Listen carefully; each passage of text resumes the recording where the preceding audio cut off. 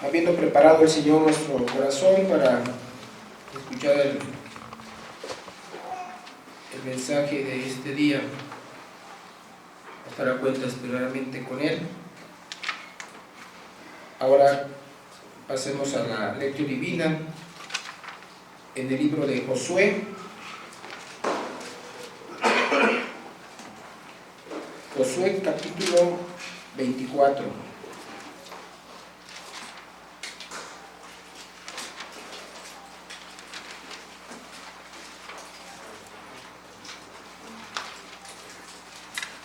Les pido que se pongan en pie para que leamos este capítulo,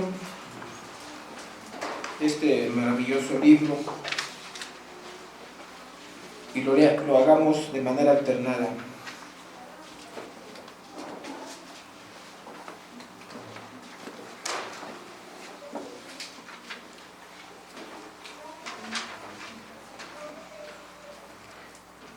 Reunió Josué a todas las tribus de Israel en Siquem y llamó a los ancianos de Israel, sus príncipes, sus jueces y sus oficiales, y se presentaron delante de Dios. Y dijo Josué a todo el pueblo: así dice Jehová, Dios de Israel: vuestros padres habitaron antiguamente al otro lado del río, esto es, Saré, padre de Abraham y de Nacor, y servían a dioses extraños. Y yo tomé a vuestro padre Abraham del otro lado del río, y lo traje por toda la tierra de Canaán, y aumenté su descendencia, y le di a Isaac. A Isaac y a Jacob y a Esaú, y a Esaú di el monte de Seir, para que lo poseyese, pero Jacob y sus hijos descendieron a Egipto.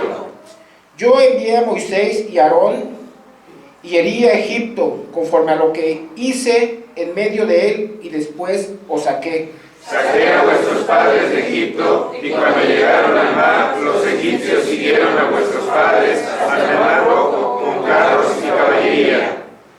Y cuando ellos clamaron a Jehová, él puso oscuridad entre vosotros y los egipcios, e hizo venir sobre ellos el mar, el cual os cubrió, y vuestros ojos vieron lo que hice en Egipto. Después estuvisteis muchos días en el desierto. Yo os introduje en la tierra de los amorreos, que habitaban al otro lado del Jordán, los cuales pelearon contra vosotros, mas yo los entregué en vuestras manos, y poseísteis tierra, y los destruí de delante de vosotros. Después se levantó Balac, hijo de Zippor, rey de los moabitas, y peleó contra Israel, y envió a llamar a Balaam, hijo de Beor, para que os maldijese. Mas yo no quise escuchar a Balaam, por lo cual os bendijo repetidamente, y os libré de sus manos. Pasasteis al Jordán, y vinisteis a Jericó, y los moradores de Jericó pelearon contra vosotros, los amorreos, fereceos, cananeos, heteos, gergeseos, heveos y jebuseos, y yo los entregué en vuestras manos. Y envié delante de vosotros ábalos, los cuales los arrojaron de delante de vosotros. Esto es, a los dos reyes de los amorreos, no con tu espada ni con tu arco. Y os di la tierra por la cual nada trabajasteis, y las ciudades que no edificasteis, en las cuales moráis, y de las viñas y olivares que no plantasteis coméis. Ahora pues temed a Jehová y servidle con integridad y en verdad, y quitad entre vosotros los dioses a los cuales sirvieron vuestros padres al otro lado del río y en Egipto, y servid a Jehová. Y si mal os parece servir a Jehová, escogeos sois a quién servir, si a los dioses a quienes sirvieron vuestros padres cuando estuvieron al otro lado del río, o a los dioses de los amorreos en cuya tierra habitáis, pero yo y mi casa serviremos a Jehová. Entonces el pueblo respondió y dijo: nunca tal acontezca que dejemos a Jehová para servir a otros dioses. Porque Jehová nuestro Dios es el que nos sacó a nosotros y a nuestros padres de la tierra de Egipto, de la casa de servidumbre, el cual ha hecho estas grandes señales y nos ha guardado por todo el camino por donde hemos andado, y en todos los pueblos por entre los cuales pasamos. Y Jehová arrojó de delante de nosotros a todos los pueblos y al amorreo que habitaba en la tierra. Nosotros pues también serviremos a Jehová, porque Él es nuestro Dios. Entonces Josué dijo al pueblo: no podréis servir a Jehová, porque Él es Dios santo y Dios celoso. No sufrirá vuestras rebeliones y vuestros pecados. Si odiares a Jehová y sirvieres a dioses ajenos, Él se volverá y os hará mal y os consumirá después que os haya hecho bien. El pueblo entonces dijo a Josué: no, sino que a Jehová serviremos. Y Josué respondió al pueblo: vosotros sois testigos contra vosotros mismos de que habéis elegido a Jehová para servirle. Y ellos respondieron: testigos somos. Quitad pues ahora los dioses ajenos que estáis entre vosotros, e inclinad vuestro corazón a Jehová, Dios de Israel. Y el pueblo respondió a Josué: a Jehová nuestro Dios serviremos y a su voz obedeceremos. Entonces Josué hizo pacto con el pueblo el mismo día y les dio estatutos y leyes en Siquem. Y escribió Josué estas palabras en el libro de la ley de Dios, y tomando una gran piedra, la levantó allí debajo de encima que estaba junto al santuario de Jehová. Y dijo Josué a todo el pueblo: he aquí, esta piedra nos servirá de testigo, porque ella ha oído todas las palabras que Jehová nos ha hablado. Será pues testigo contra vosotros, para que no mintáis contra nuestro Dios. Y envió Josué al pueblo, cada uno a su posesión. Amén. Vamos, es todo el capítulo. Después de estas cosas, murió Josué, hijo de Nun, siervo de Jehová, siendo de 110 años. Y le sepultaron en su heredad en Timnat-Serah, que está en el monte de Efraín, al norte del monte de Gaz. Y sirvió Israel a Jehová todo el tiempo de Josué y todo el tiempo de los ancianos que sobrevivieron a Josué y que sabían todas las obras que Jehová había hecho por Israel. Y enterraron en Siquem los huesos de José, que los hijos de Israel habían traído de Egipto, en la parte del campo que Jacob compró de los hijos de Amor, padre de Siquem, por 100 piezas de dinero, y fue posesión de los hijos de José. También dio Eleazar, hijo de Aarón, y lo enterraron en el collado de Finees, su hijo, que le fue dado en el monte de Efraín. Amén. En respuesta, entonemos ahora el himno número 45. De la segunda parte del himnario, las Sagradas Escrituras, por John Gray, y traducción por Juan Bautista Cabrera.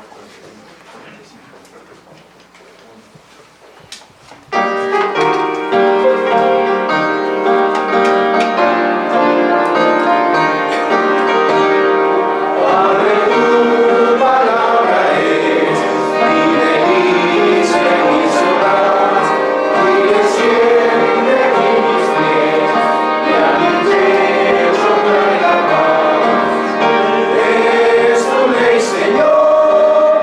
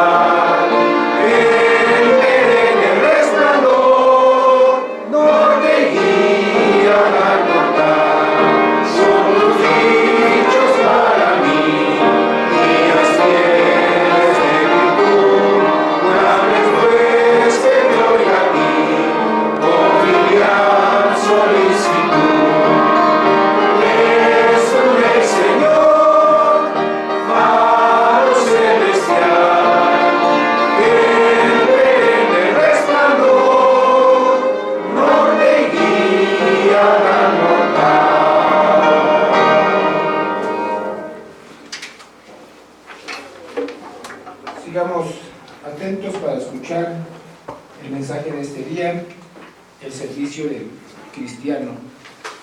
Doy lugar a nuestro pastor.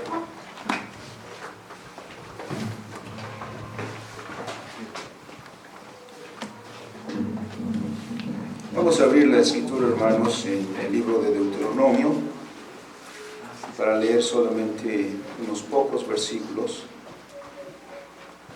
Al leer el libro de Josué hemos hecho muchas referencias precisamente al libro de Deuteronomio, y es que no puede ser de otra manera, puesto que todas las recomendaciones que Dios dio previo a la toma de posesión de la tierra estuvieron aquí. Y en Josué leemos el cumplimiento, la ejecución, la realización de las promesas del Señor. Vamos a leer Deuteronomio 6, los versículos 12 al 15. Una recomendación, un exhorto muy importante para el pueblo de Dios.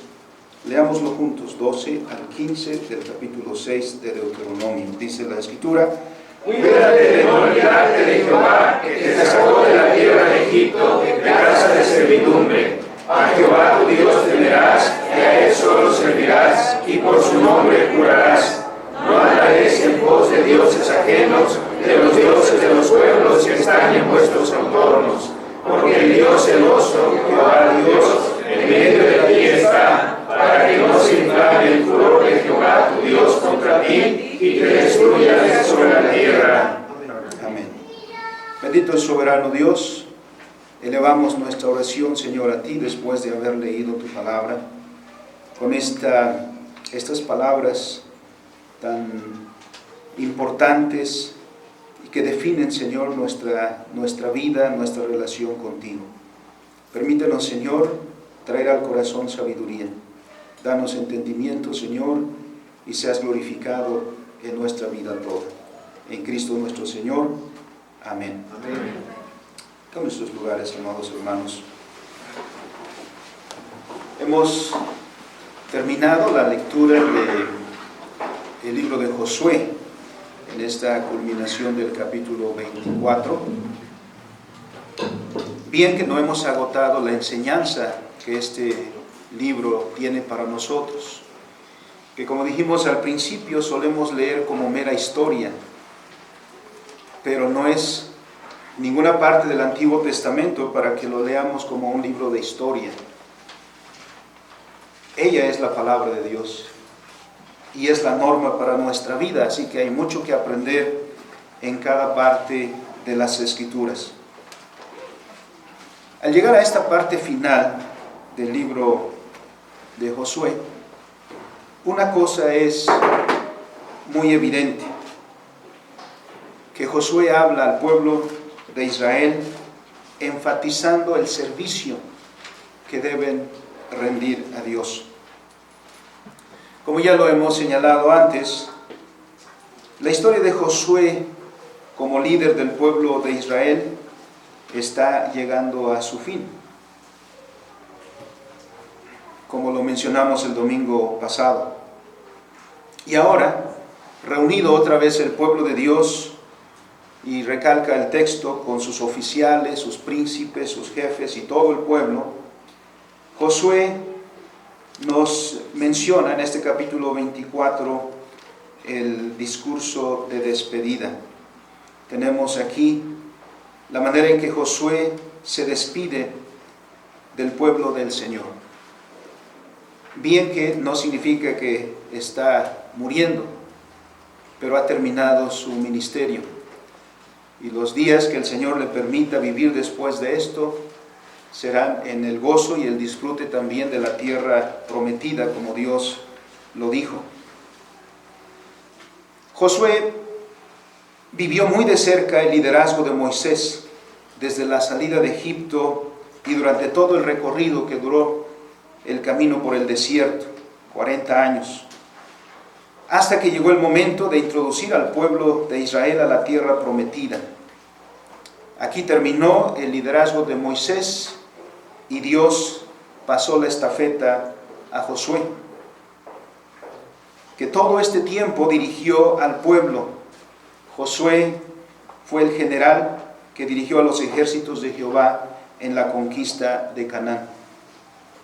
También le correspondió a Josué no solamente la conquista, sino la repartición y el dar posesión de la tierra a las tribus de Israel, y asegurarse que cada una de las tribus tomara posesión de la porción que Dios le asignaba.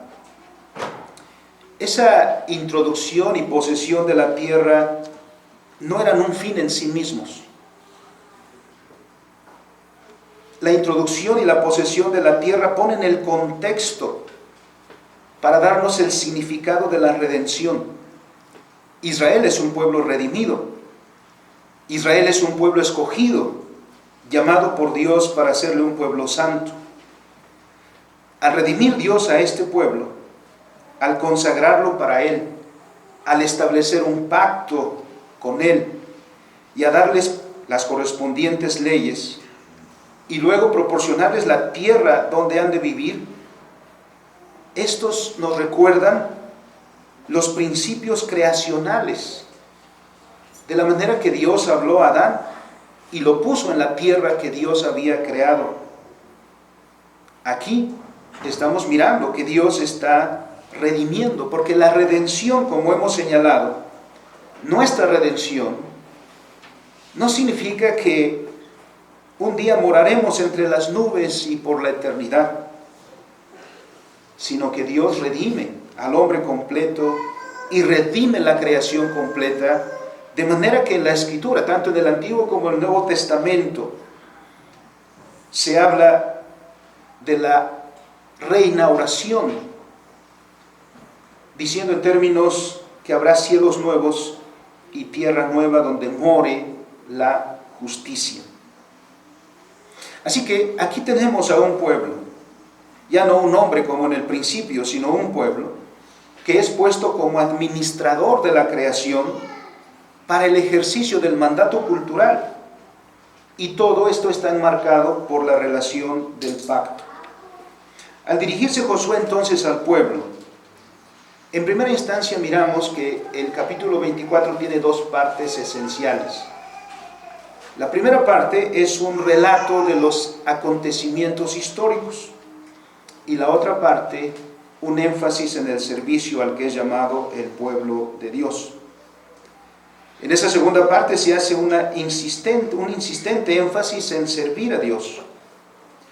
Josué deja muy en claro que el pueblo ha sido introducido en la tierra de Canaán para ahí servir a su Dios.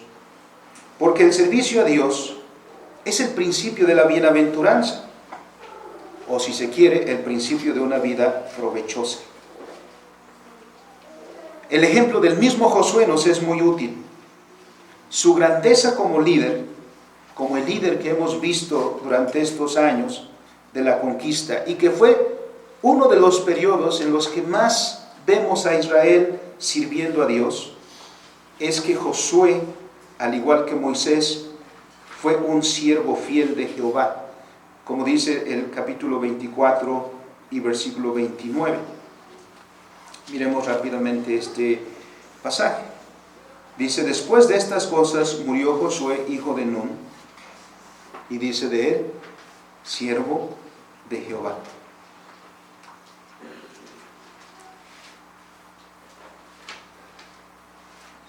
Uno piensa, hermanos, cuando uno muera, ¿qué ha de decir la leyenda que acostumbran poner en la lápida? Padre amoroso, madre amorosa, pero no vemos muchas que digan ahí, siervo o sierva de Jehová. Pero miren lo que se dice de Josué. Murió siendo de 110 años este hombre que toda su vida fue siervo de Dios. Lamentablemente, el enfoque dualista, en un entendimiento general, nos lleva a interpretar el servicio a Dios limitándolo solo al ámbito eclesiástico. Pero como vemos en el pasaje, el servicio a Dios es un sello que debe llevar toda la vida del cristiano. Porque toda la vida del cristiano debe manifestar amor y servicio a Dios. Este es el sello de la vida cristiana. Israel, lo que vemos en el pasaje, es que ya ha tomado posesión de la tierra. Ahora se dispone, como lo hemos señalado antes también, a iniciar una nueva vida, ahora una vida como nación. Se han terminado los tiempos de las guerras, las campañas militares que los ocuparon mucho tiempo. El divagar en el desierto, que también fueron muchos años. Ahora imagínense la etapa que espera. En todo eso Josué les recuerda que Dios ha cumplido su promesa y conduce al pueblo a que ofrezca la respuesta adecuada, la respuesta que se espera de él, la cual, como veremos, se define como servicio. En primer lugar, Josué, en la primera parte del capítulo, nos enseña acerca de la fidelidad de Dios. En este capítulo, en primera instancia, encontramos un relato que menciona todos los eventos que han llevado a Israel hasta este punto, porque relata en una manera muy resumida desde que Dios llamó a Abraham cuando estaba en Ur de los Caldeos, cuando todavía estaba con sus padres, y lo sacó. La historia comienza desde ahí y va a narrar hasta el momento presente para ellos. Ahí están ya tomando posesión de la tierra que Dios le había prometido a Abraham. Ahora son la nación grande, numerosa, que Dios había prometido a Abraham. Ahora bien, una cosa que debemos notar ahí en el relato. Notamos que no es Josué, que aunque ya está viejito, a veces solo rememoramos, contamos las historias antiguas. Aquí no es Josué,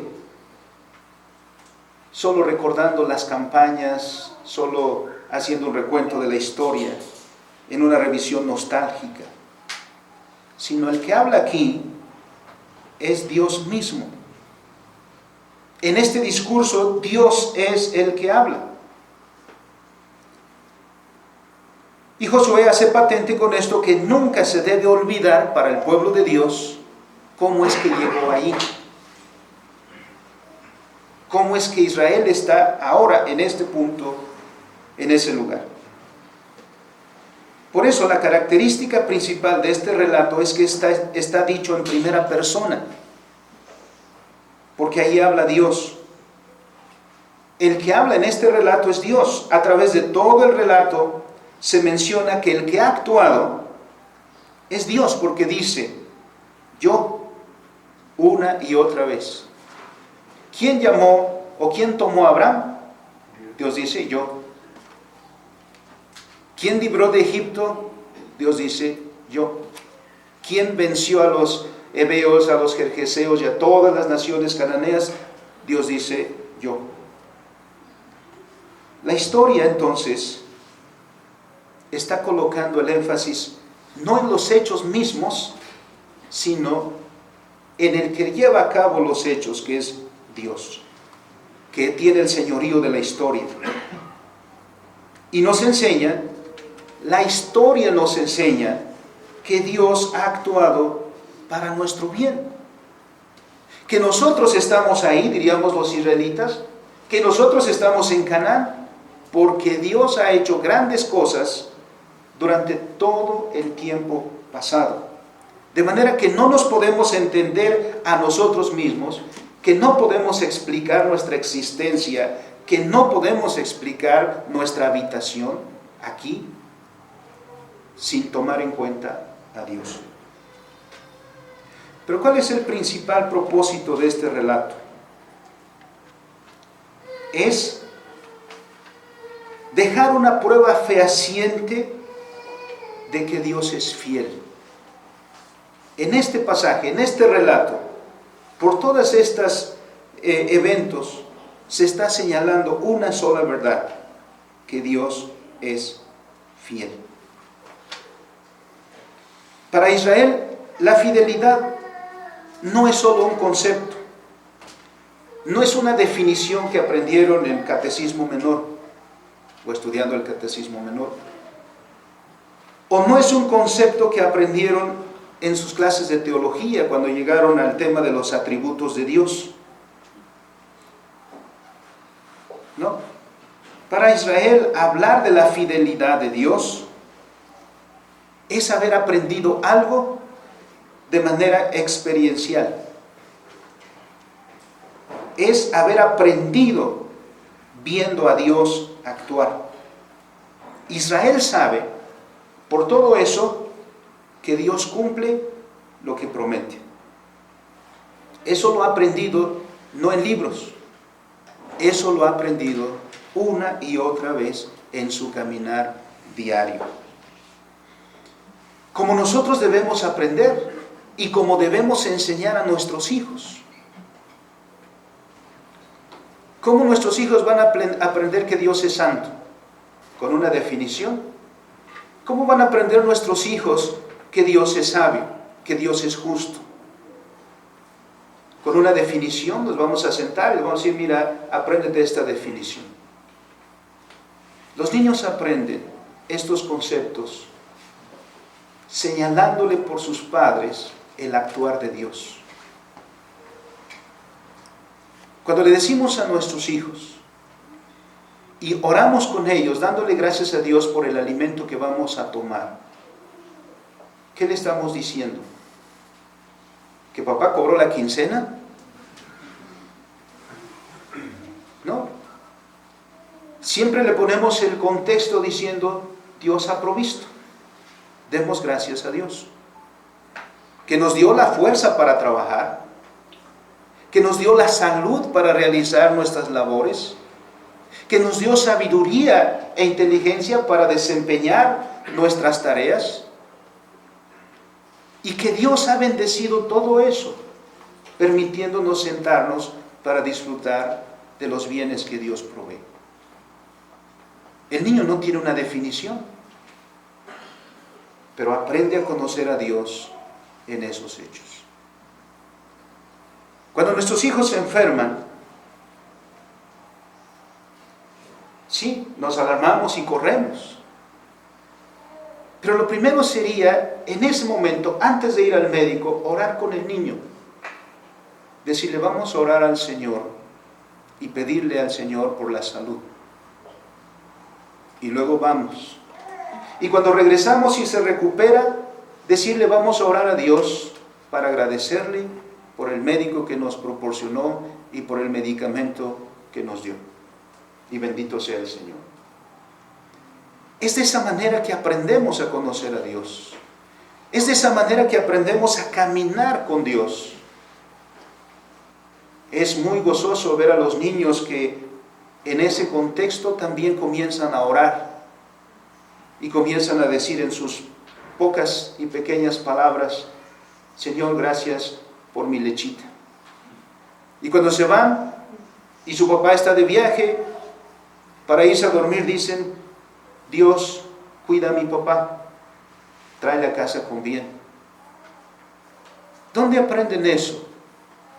Eso se aprende de manera vivencial. Israel ha aprendido que Dios es fiel de esa manera, porque lo ha visto en sus padres, porque sus padres estuvieron en muchos momentos en peligro. ¿Y quién los libró? Porque sus padres estuvieron muchos momentos casi al borde de la extinción. ¿Y quién los preservó? Dios.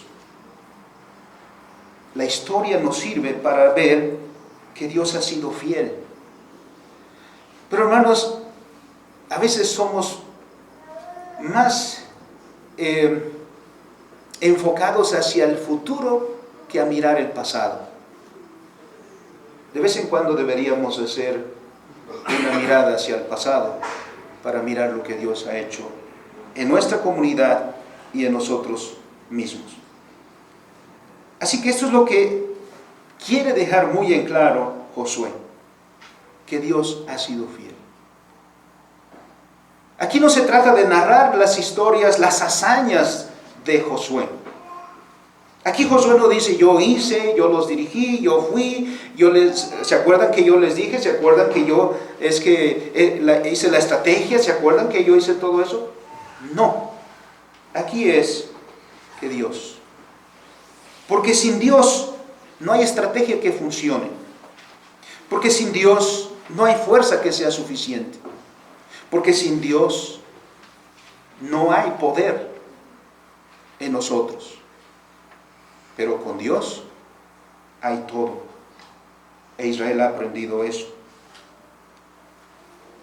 Así que el discurso dice que Dios fue el que derrotó a las naciones, que Dios es el que les dio la tierra. Por eso el versículo 13 dice, yo os di la tierra por la cual nada trabajasteis. Así que no vayas a decir yo la gané. Las ciudades que ustedes no edificaron, en las cuales moráis ahora, y las viñas y olivares que no plantasteis, estáis comiendo el fruto de ellos. ¿Quién lo hizo todo? Todo lo hizo Dios. Así pues, la tierra que pisan, los frutos que de la tierra comen, todo esto es prueba de una sola verdad, que Jehová ha cumplido su promesa. Al hacer este recuento podemos decir, Dios es fiel.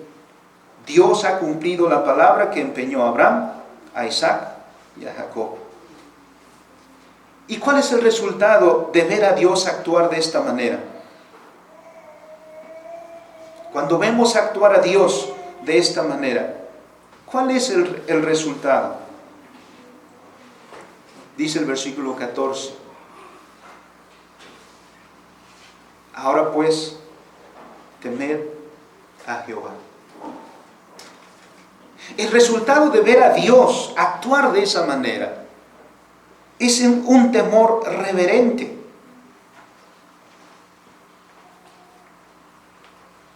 Este es un temor, no es pánico, no es terror, es un temor reverente, porque este temor del cual habla aquí es fruto del asombro que ha provocado los poderosos hechos de Dios. En otras palabras, el cristiano, el verdadero cristiano, vive asombrado todos los días. ¿Y quién produce ese asombro? Dios en sus obras. Dios en sus obras produce nuestro asombro. Porque ¿quién ha hecho eso? Para Israel,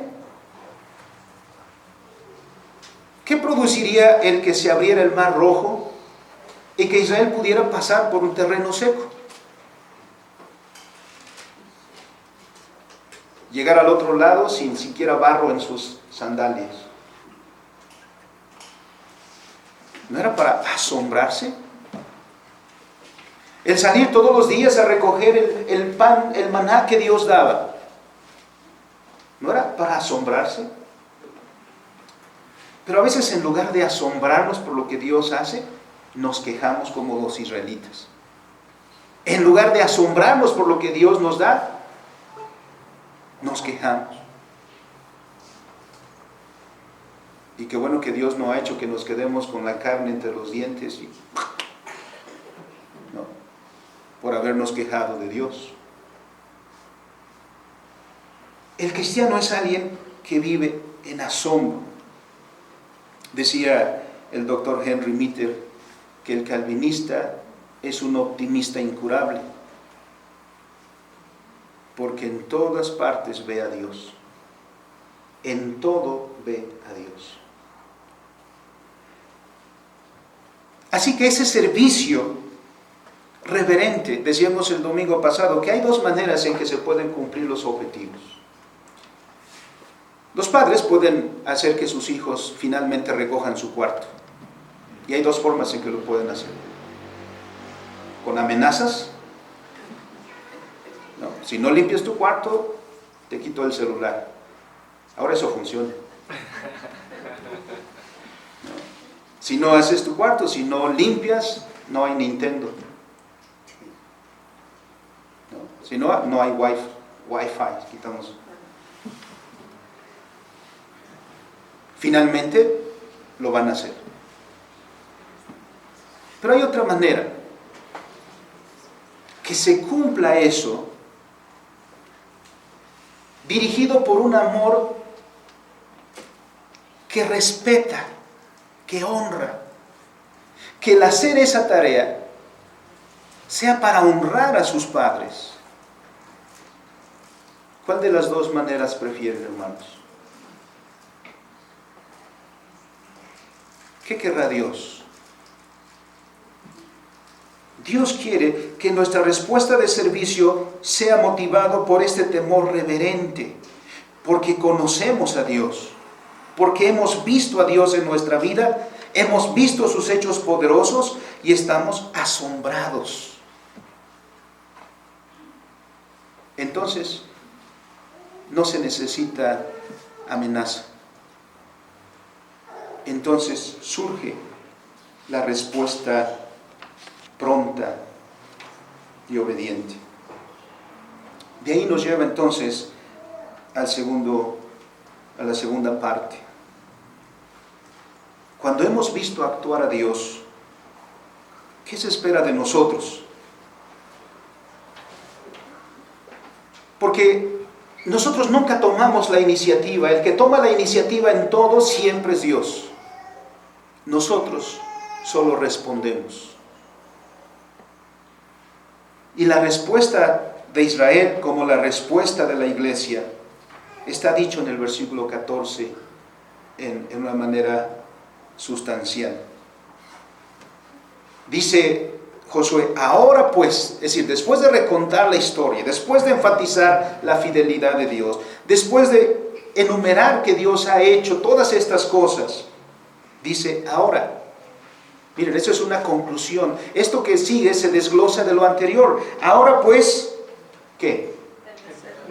Temed a Jehová y servirle con integridad y en verdad. Este es dicho en pocas palabras lo que significa ser cristiano. Temer a Jehová y servirle con integridad y en verdad. Una vez que ha quedado demostrada la fidelidad de Dios, y no con argumentos abstractos, sino recontando los hechos, viene entonces el exhorto. En la relación del pacto, el pueblo de Dios es llamado a dar la respuesta. De hecho, hermanos, podríamos decir que la existencia misma nuestra es respuesta. Se puede definir nuestra vida como respuesta. Vivir la vida es responder a algo, porque la vida nuestra es la vida criatural, es la vida de una criatura, lo cual entonces nos pone en relación directa con el Creador. Hay una relación creador-criatura. Cuando nos definimos a nosotros mismos como criaturas, tácitamente estamos mencionando al Creador y la relación inalienable que hay entre el Creador y la criatura. Entonces, la vida de la criatura solo puede ser definida en términos de respuesta. Y esa respuesta puede ser positiva, es decir, en obediencia, o puede ser en rebeldía. Pero en uno o en otro caso es una respuesta. Así que, ya sea que la vida sea vivida en comunión con Dios, o la vida sea vivida en rebeldía para con Dios, la vida es respuesta. Así que también podemos definir entonces la vida cristiana como nuestra respuesta a Dios. Una respuesta que nace para nosotros cristianos de la obra de redención que Dios ha hecho en Cristo Jesús. Y entonces, ahora que sabemos, o ahora que sabes lo que Dios ha hecho por ti o por nosotros, ahora que ha quedado muy evidentemente claro que Dios es fiel, hay una pregunta. ¿Cómo respondes a eso? Josué está diciéndole al pueblo, ¿cómo vas a responder a eso? Ahora que has visto a Dios. Si vemos lo que Dios ha hecho para nosotros, hermanos, en Cristo Jesús, para nosotros que hemos visto la promesa de Dios cumplida y que estamos por comenzar a celebrar, hermanos, el próximo domingo.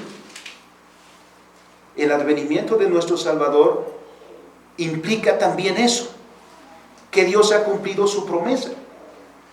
Ahora que has visto que Dios ha cumplido entonces su promesa, que ha enviado a su Hijo unigénito, que ha comprado tu salvación, que ha perdonado tus pecados, la pregunta también es para ti.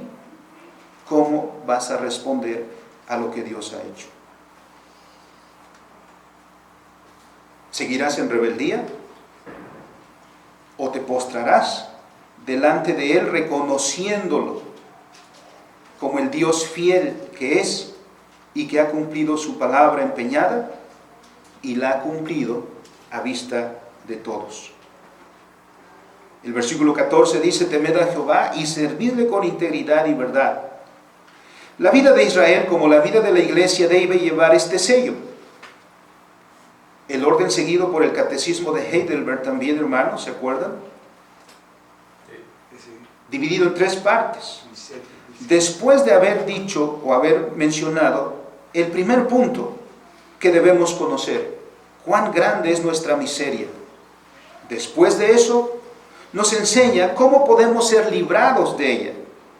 Y en el tercer apartado, enfatiza la obediencia de gratitud que debemos a Dios y se expresa en la obediencia a la ley del pacto.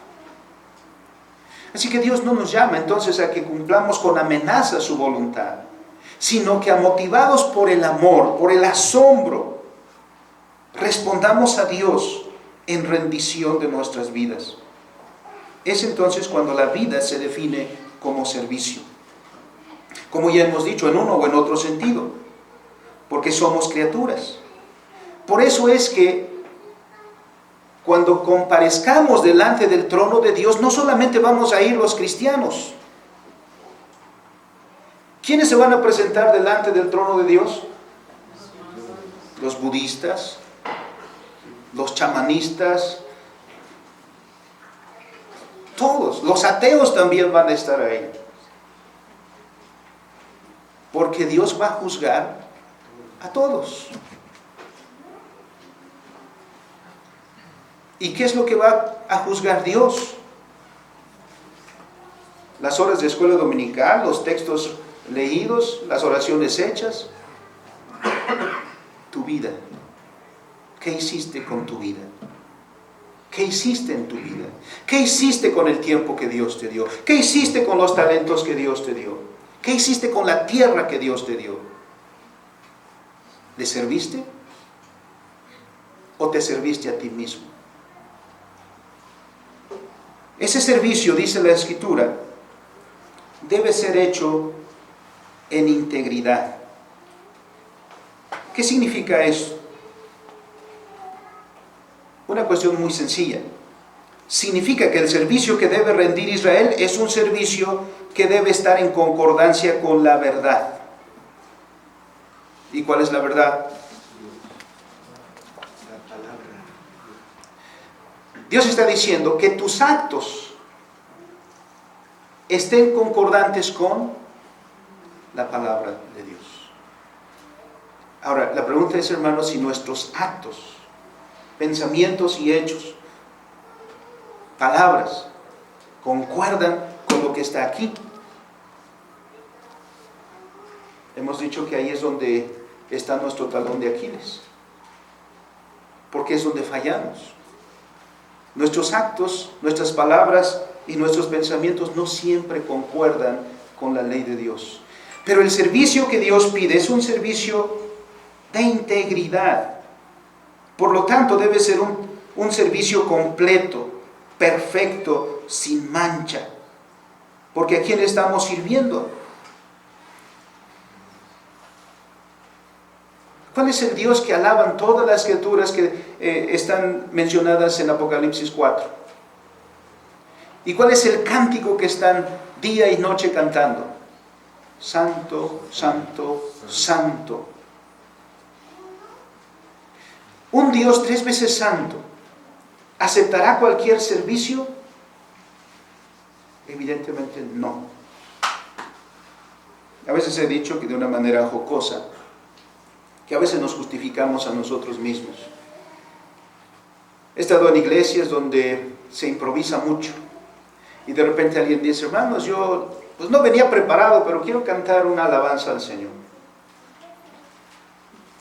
Y ya dice alguien: préstame la guitarra, hermano. Y comienza ahí y dice: hermanos, no sé cantar muy bien, pero quiero cantar para la gloria de Dios. Y después dice: y tampoco sé tocar muy bien, pero quiero hacerlo para la gloria de Dios. Si vamos a alabar a Dios, nuestro servicio debe ser perfecto, completo, total. Miremos solo 2 ejemplos. Malaquías capítulo 1, versículo 6. Cuán a menudo se nos olvida que Dios es santo. Y cuando olvidamos que Dios es santo, nuestro servicio se ve descuidado. Y podría decir, a veces aquí mismo, hermanos. Cuando van al cine, ¿cuántas veces salen de la función? Y la función dura 3 horas.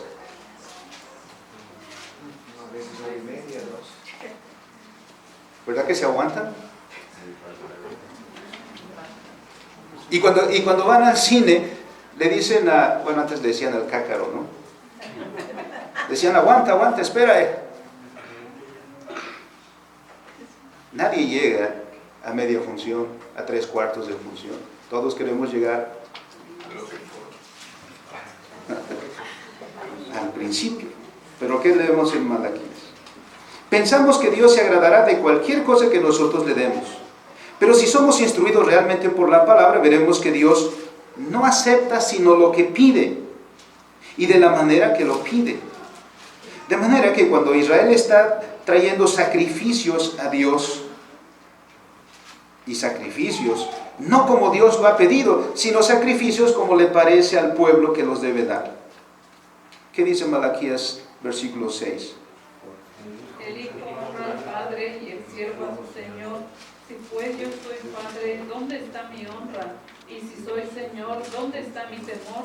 Dice Jehová de los ejércitos: a vosotros, oh sacerdotes, que menospreciáis mi nombre y decís: ¿en qué hemos menospreciado tu nombre? Todavía se atreven a preguntar: ¿en qué?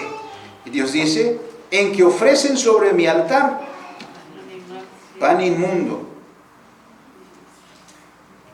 Y todavía: en que te hemos deshonrado. ¿En qué pensáis que la mesa de Jehová es despreciable? Y cuando ofrecéis el animal ciego para el sacrificio, o el animal cojo o enfermo, dice el Señor: a ver, llévaselo a tu príncipe. Ese animalito que estás ofreciéndome en mi altar, llévaselo a tu príncipe. A ver si tu príncipe se agrada de ti. ¿Verdad que no? Entonces, ¿por qué yo sí? En Isaías 58 tenemos otro caso, de muchos.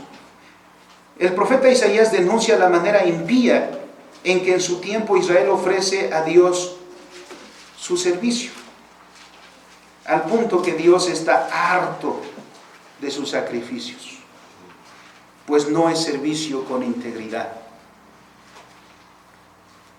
Y Dios llega a comparar a su pueblo incluso con Sodoma y Gomorra.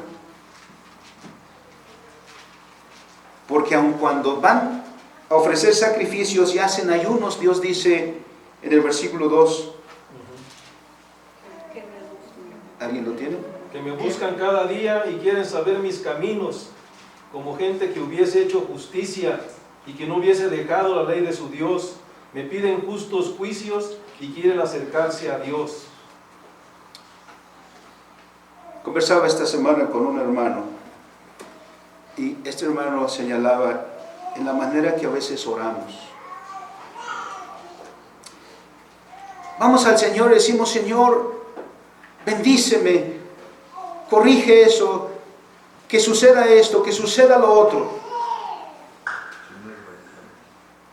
Y no nos miramos a nosotros mismos. Que si mi hijo es rebelde, quiero orar a Dios: Señor, cámbialo, hazlo obediente. Pero antes de eso, ¿qué me dijo Dios a mí como padre?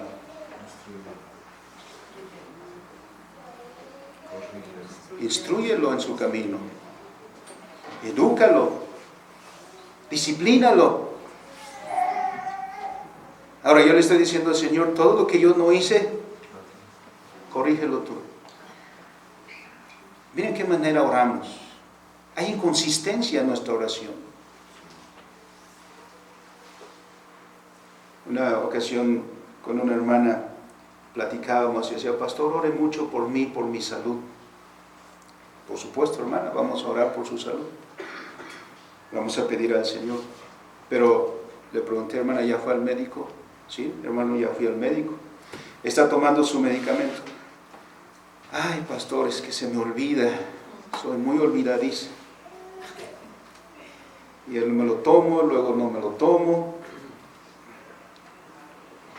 Y sigue la dieta. El médico le dio dieta. Sí, pastor, me dio dieta. Ah, pastor, pero el pancito. Bueno, a veces pienso: ¿qué sentido tiene la oración que yo haga por este hermano o esta hermana? Porque es como decirle: Señor, ordena tú lo que ella no quiere ordenar en su vida. Arregla tú lo que él no quiere arreglar en su vida. A veces oramos así. Ciertamente la oración nos lleva a depender de Dios, pero nunca opaca nuestra responsabilidad respecto a Dios. Y estos pasajes nos enseñan de qué manera a veces vamos a Dios, ¿no? Y si buscamos a Dios y estamos ahí a Dios, pero el mismo Dios denuncia nuestra falta de integridad. Vienes como si hubieras hecho justicia. Traes como si hubieras cumplido con lo que te pedimos. Dice: ¿qué sentido tienes? Porque cuando tú ayunas, a la misma vez que tú ayunas, ¿qué es lo que haces? Explotas a tu prójimo. Abusas de tu poder. Abusas de tu puesto. Y humillas a tu prójimo. Y hay inconsistencia ahí. El servicio que Dios pide es integridad, pero también es un servicio que Dios pide en fidelidad. Es una exigencia del pacto, lo cual implica que las partes que están involucradas en el pacto están obligadas a guardar los términos del mismo. Y la exigencia principal del pacto es que ambas partes sean fieles. Dios ha demostrado ser fiel. ¿Y la otra parte?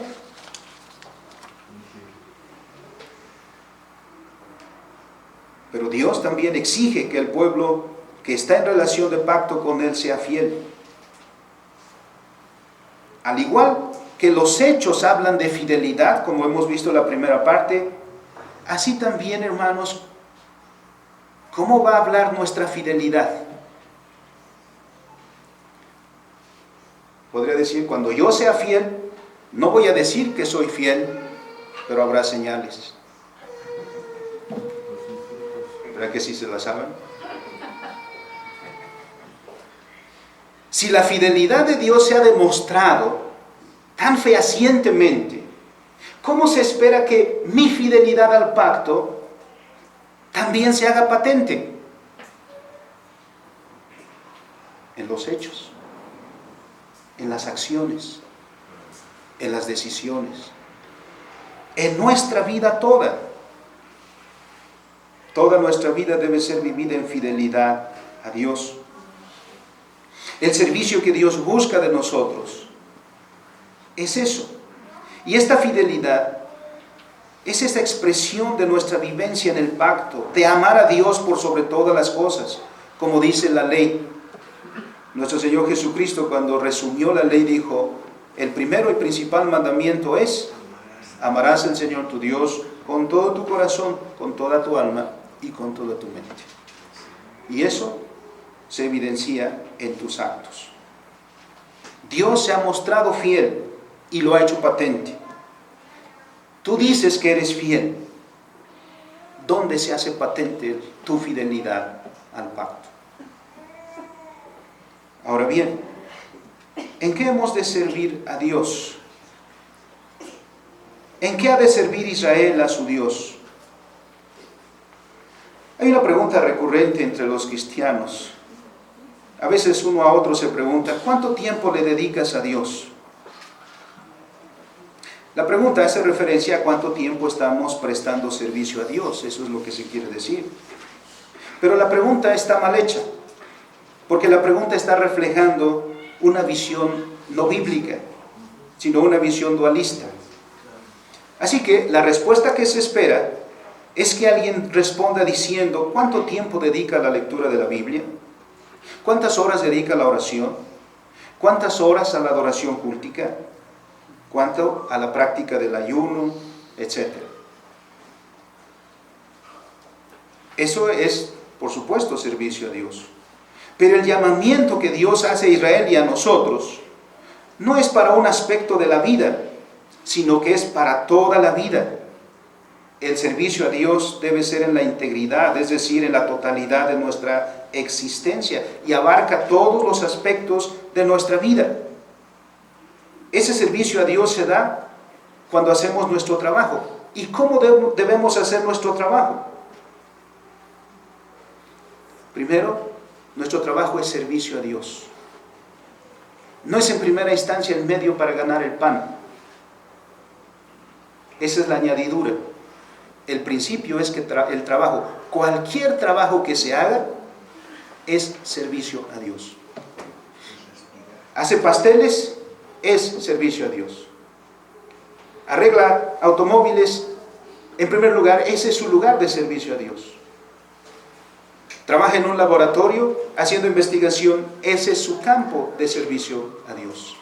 En primer lugar, el trabajo que sea que usted haga es servicio a Dios.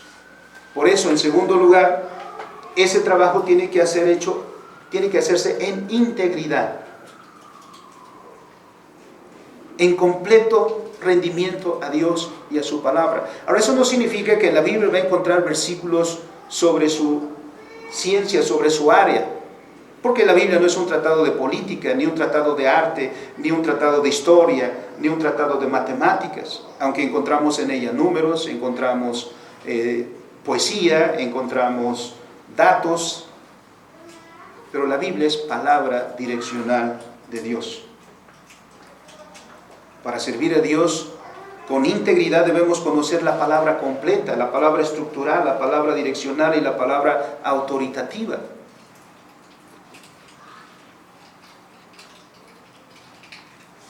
Por eso alguien que hace ciencia biológica no viene a la Biblia para conocer sobre las plantas y los animales y eso.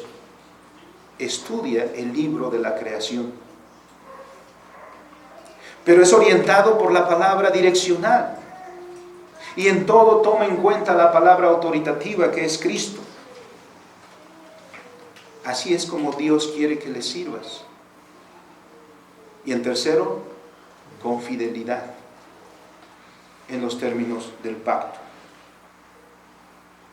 ¿Cómo debemos servir a Dios? Sería largo, hermanos, decir, y no nos corresponde a nosotros del todo decirlo. Pero mírate a ti mismo. ¿Y cuál es el lugar que Dios te ha dado y la tarea que Dios te ha dado? ¿Eres estudiante?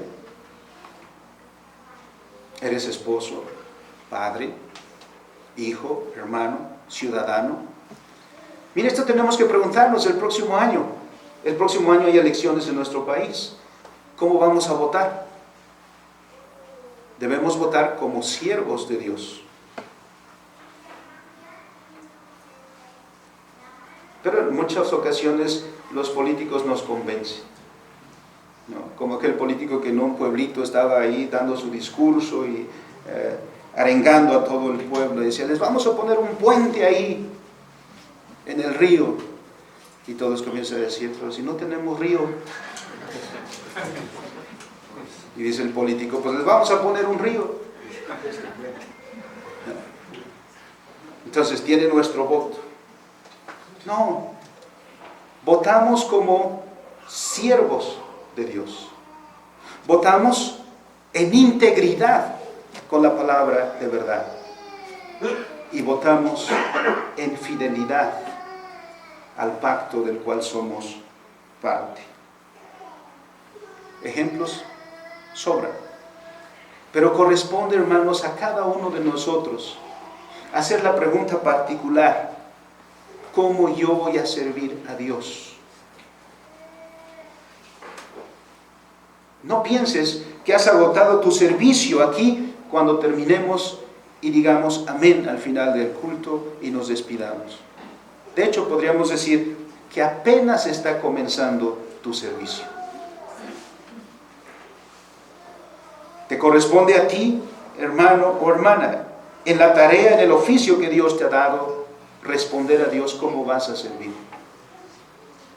Una vez que el pueblo escuchó lo que Dios hizo y escuchó el exhorto que le dio Josué, porque miren cuántas veces del versículo 14 al versículo 24 se repite la palabra servir.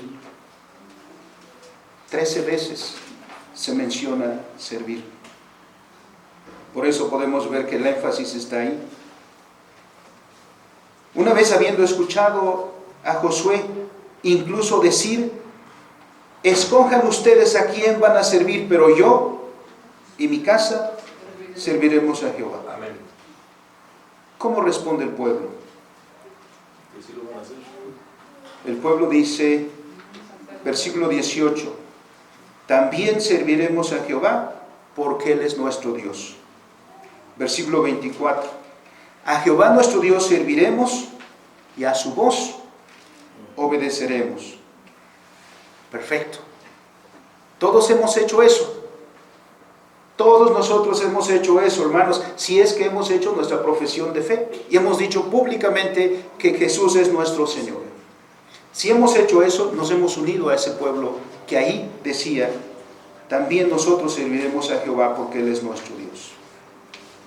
Bien, pero Josué tiene unas palabras que hacen temblar a los que han dicho eso. Versículo 22. Bueno, has dicho que vas a servir a Jehová. Has dicho que vas a vivir en conformidad con su ley. Has dicho que vas a servir a Dios en todo lo que hagas. Bueno, vosotros sois testigos contra vosotros mismos de que habéis elegido a Jehová para servirle. Y la pregunta es, ¿has sido fiel a ese voto que hiciste delante de Dios? Pues bien, eres testigo contra ti mismo si no has guardado ese pacto. Eres testigo contra ti mismo si no has guardado fidelidad. Eres testigo contra ti mismo. Dice un dicho muy nuestro que el pez, si nosotros hemos dicho que seguiremos a Jehová, que serviremos a Jehová, nadie nos obligó a hacerlo. Como Israel, nadie lo obligó. Josué le dice, escojan ustedes, pero yo y mi casa serviremos a Jehová. Ellos hicieron voto delante de Jehová, como nosotros también. Y esos votos están ahí y atestiguarán contra nosotros mismos si no somos fieles, si no servimos a Jehová nuestro Dios. Jehová pues tenga misericordia de nosotros y Jehová nos instruya para servirle de todo nuestro corazón. Vamos a orar. Bendito y soberano Dios, tú nos has salvado a un alto precio y nos has consagrado para hacerte un pueblo santo. Nos has restaurado a la comunión contigo y nos has vuelto al oficio que originalmente, Señor, estableciste para nosotros. Que con todas sus diferencias de vocaciones, de tareas, con toda su diversidad de ámbitos, un principio le es común a todos y que es el principio de servicio. Fuimos creados para servirte y hemos sido recomprados para servirte. Hemos sido llamados para adorarte en verdad, Señor. Que nuestra vida sean sacrificios totales, Señor, que aceptes y sea tu pueblo, ese pueblo que responde a Jehová nuestro Dios serviremos porque Él es nuestro Dios. Y bendito, Señor, el pueblo que bajo estos principios vive cada instante de su vida. En Cristo nuestro Salvador oramos. Amén. Amén.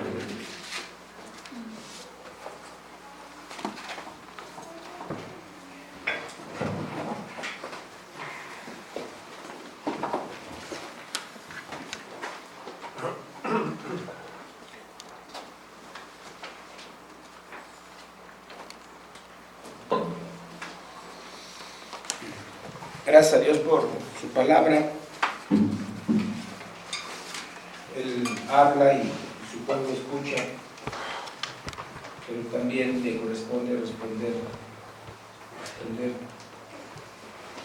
y solamente en obediencia.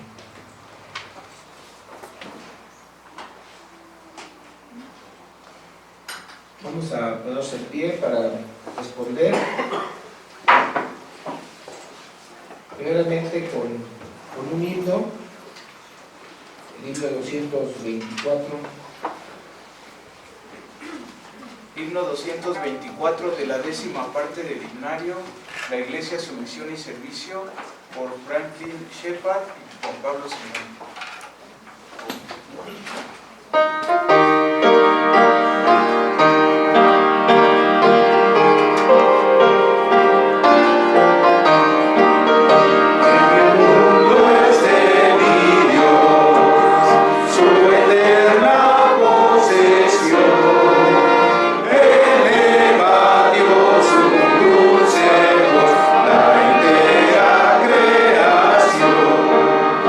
El